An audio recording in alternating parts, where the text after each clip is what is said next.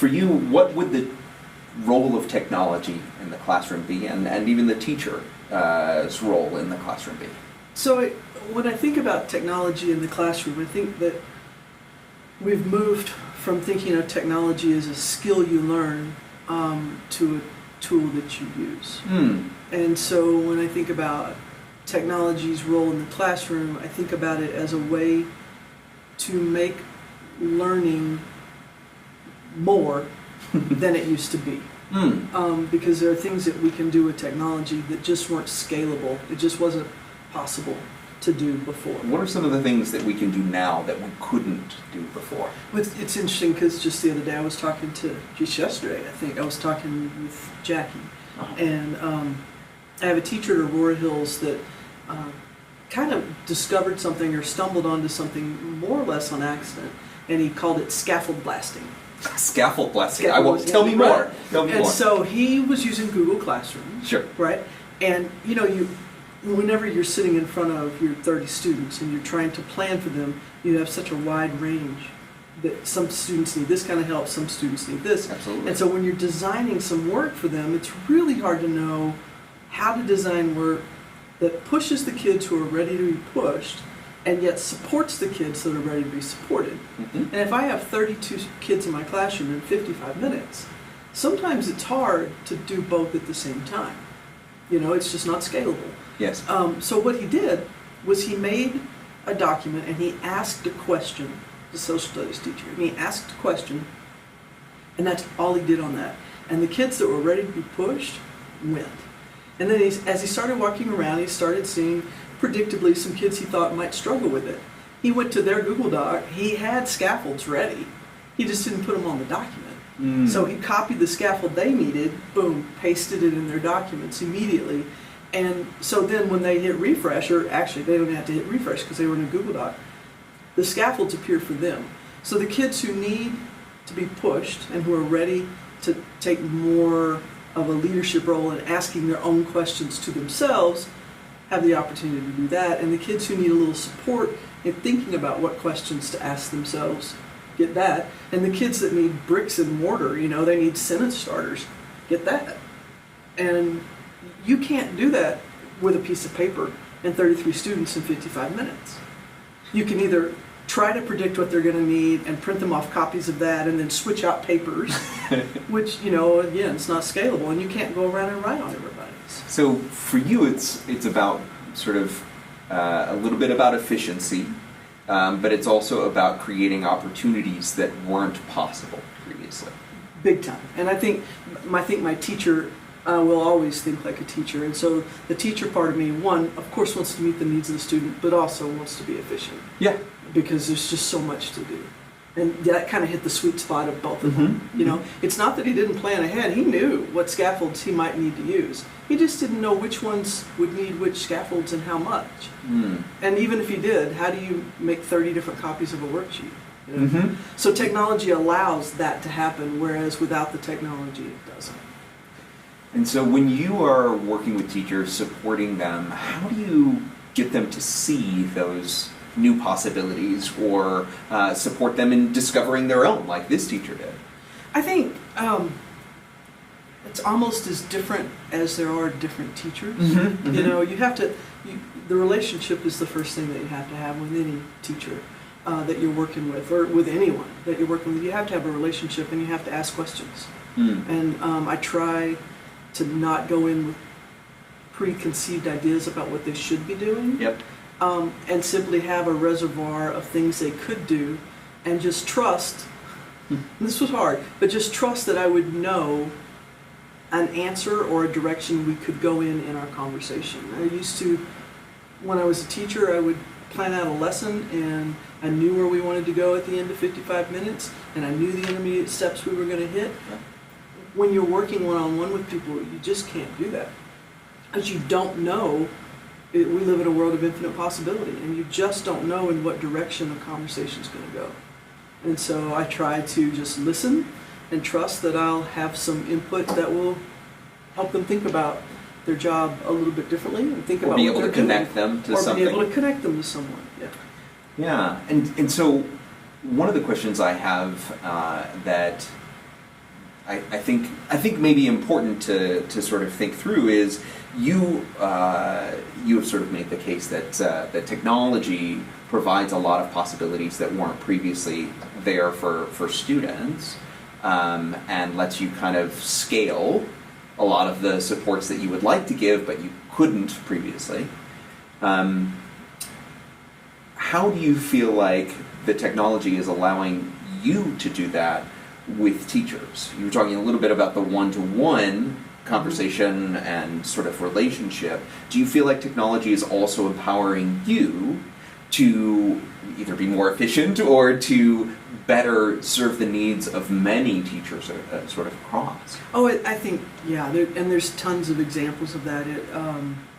Rather than buying, and it's not that I don't buy books on Amazon, but rather than buying a ton of books, you develop a professional learning network, and you use Twitter and you follow links, and then you find blogs that you like to read and regularly read, and so you read those. And without technology, that type of opinion and thought is just not possible. The kind of back and forth critical thinking.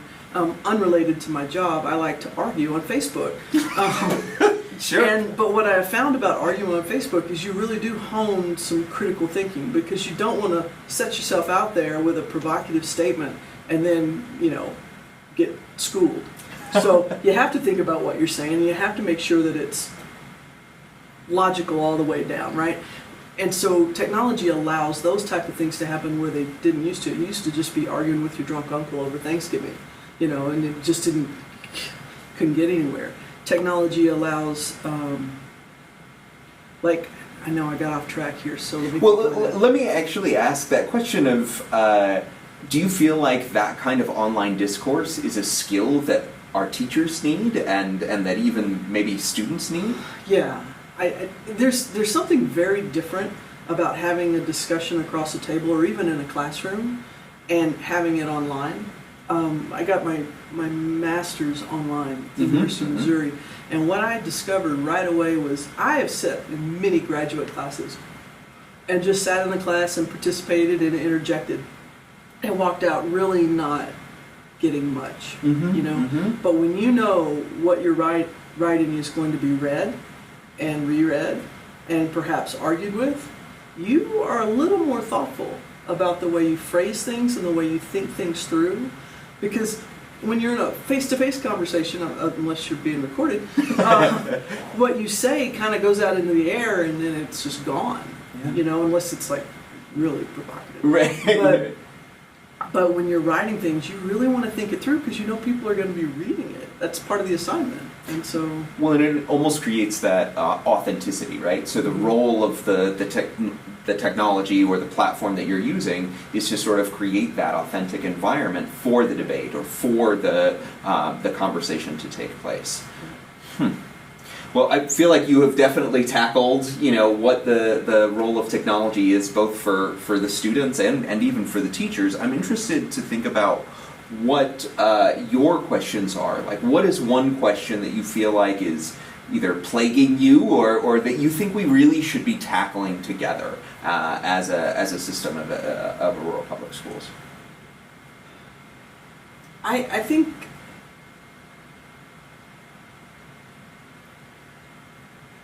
one of the things that we have to think about, and I read it last weekend, and this might be too granular, but maybe we can make it bigger by talking it out. We tend to think about students and their achievement in certain ways, but one of the ways that we know is students need to come to school to learn. Okay. Or we hope that they're learning when they come to school. Okay. Let's put it that way. Yep.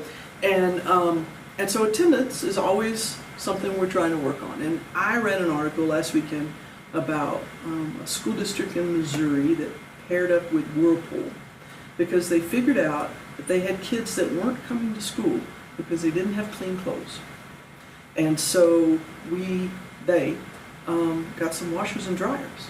And I don't know exactly how they ran the program, like if there were rules or if it was a club or whatever. Right. But the kids could wash their clothes.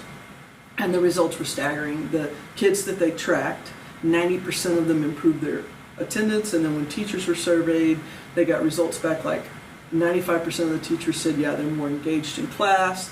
they're more cheerful, they're easier to be around, they participate more in extracurricular activities. And so knowing that we live in a high poverty area of Colorado, I don't think we're necessarily always asking those kinds of questions, not just about what our kids need in the classroom from the teacher, but what our kids and families need. So it's just stopping there. What do our kids and families need? Yeah. And do you feel like we could do a better job of sort of asking that question? I do. I don't know what that better job would look like, but I don't think we ask it enough.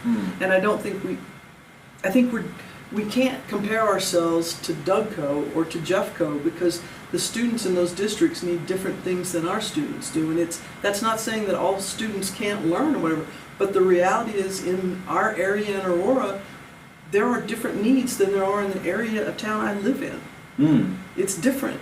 And so maybe we should be talking about buses parked in neighborhoods broadcasting Wi-Fi. Maybe we should be talking about food banks. Maybe we should be looking at how many homeless students do we have, and how can we support not just the students but their families. And I know we can't do everything.